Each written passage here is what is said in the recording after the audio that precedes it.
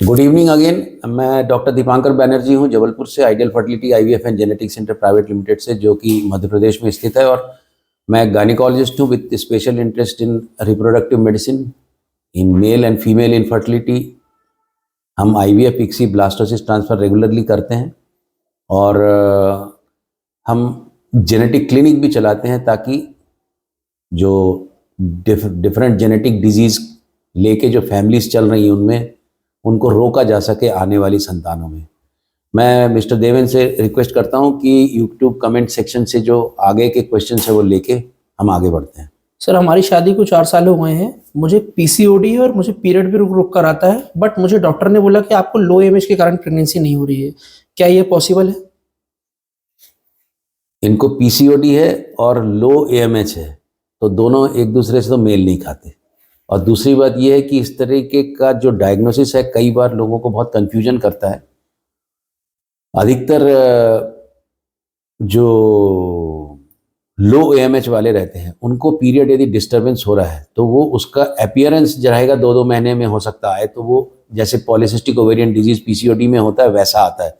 But ऐसा नहीं है कि आपका एएमएच बहुत अच्छा हो और आपका पीरियड इरेगुलर हो, मतलब एएमएच कम हो और पॉलीसिस्टिक ओवरी भी हो, ऐसा डेफिनेशन में नहीं होता। यहाँ पर एक क्वेश्चन है, doctor Sid, I want IVF, have a low AMH 0.22 and she is from Pakistan. If you have regular periods, you can go with your own eggs, and I always try to do IVF with own eggs. So you talk to your gynecologist.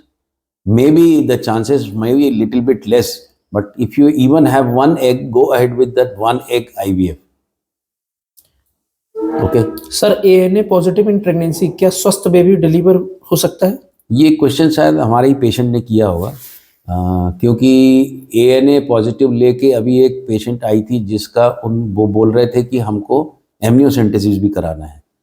But ANA positive में जरूरी नहीं कि बच्चे में problem हो, कई बार heart blocks होते हैं और आप एक फीटल ईको करा लीजिए। फीटल ईको कराने के बाद में यदि आपका उसमें कोई हार्ट ब्लॉक और बाकी सब चीज़ें नॉर्मल आती हैं तो डोंट वरी। इवन आपको यदि आपका ब्लड प्रेशर और बाकी चीज़ें मेंटेन होती हैं तो आप अपना you go ahead. And best ये होगा कि आप अपने गायनिकोलॉजिस्ट या ऑब्स्टेट्रिशियन से मिलते रहें। कई बार लो मॉलिक्यूलर वेट हेपेरिन या फिर कई बार हम लो डोज एस्पिरिन भी देते हैं, और बच्चे का टारगेट स्कैन और बाकी चीज़ें करना जरूरी है। सर, पहली प्रेगनेंसी में डुअल मार्कर पॉजिटिव आया था, एमनियोसेंटेसिस कराया, प्रॉब्लम आई, अबॉर्शन कराया, अब दूसरी प्रेगनेंसी है, क्या ये चांसेस रिपीट हो सकते हैं?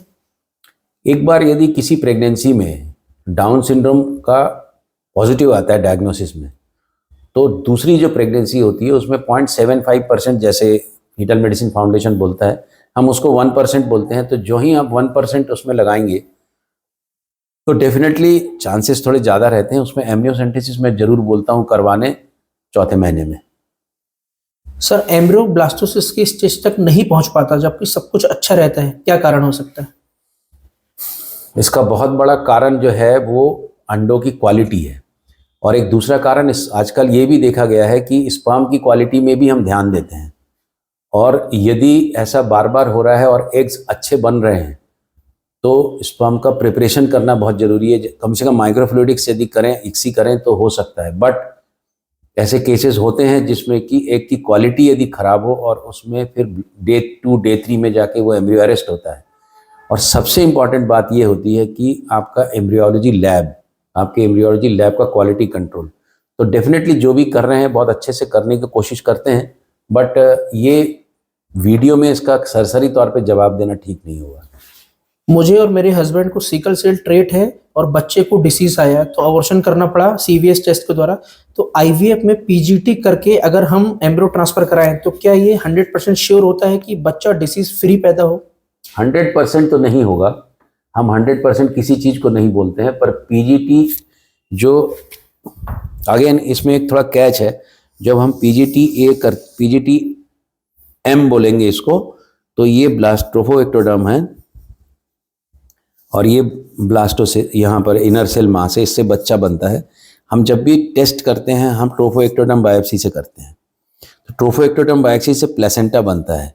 पर जेनेटिक डिसऑर्डर में ये देखा गया है कि इनका जेनेटिक मेकअप, जीन का, मैं क्रोमोसोम का नहीं बोल रहा हूँ, और इनर सेल का जीन का मेकअप, यदि यहाँ पर कोई डिफेक्ट है, जैसे सिकल सेल का डिजीज दिखता है या फिर कैरियर दिखता है या फिर डिजीज फ्री दिखता है, तो सेम चीज सिकल सेल थैलेसीमिया या दूसरे मोनोजेनिक जो डिजीज होते हैं उसमें वो मैच करता है। तो हम ये करके ये बता सकते हैं कि कौन सा भ्रूण आपका डिजीज फ्री है। अब बात आती है कि क्या ये 100% है, तो ये कभी दावा नहीं किया जा सकता क्योंकि आप बच्चे का टेस्ट नहीं कर रहे हो।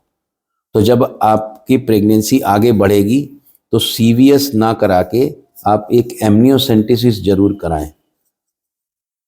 95 to 98% ये चीज़ें अच्छी निकलेंगी यदि यहाँ अच्छी थी तो, और जो 2 से 3% का एरर हो सकता है वो यहाँ पकड़ में आती है। बात यह है कि एमनियोसेंटेसिस में अच्छा रिजल्ट निकलने का चांस ज़्यादा है, तो एबॉर्शन करने का चांस बहुत कम हो जाता है। सुनने और जुड़ने के लिए बहुत बहुत धन्यवाद।